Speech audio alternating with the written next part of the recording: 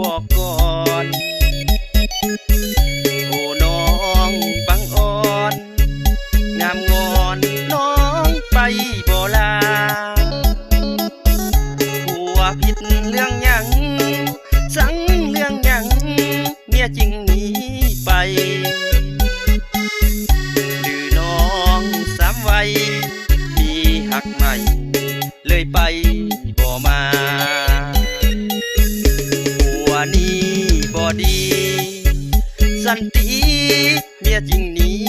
จากหรือผัวทุกข์ยาก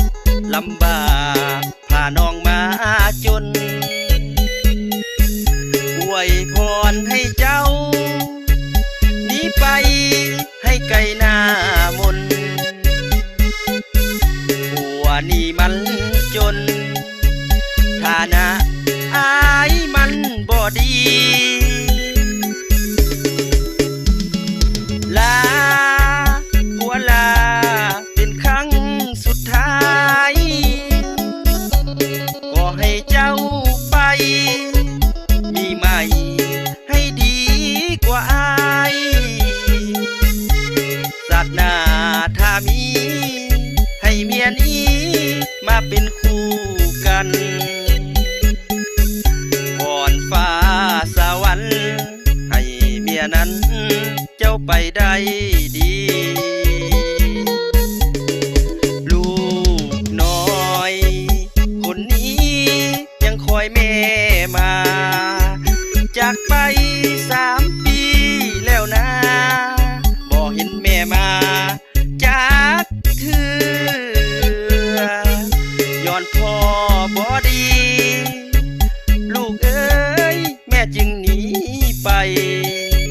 ให้ลูกทำใจเอาไว้แม่จากไปย้อนพ่อ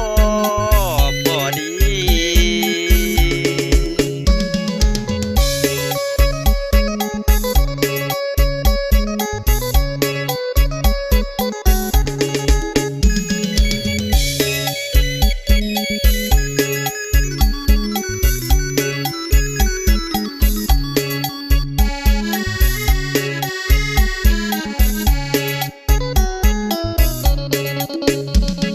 ลาผัวลาเป็นครั้งสุดท้ายก็ให้เจ้าไปมีใหม่ให้ดีกว่าอายศาสนาถ้ามีให้เมียนี้มาเป็นคู่กัน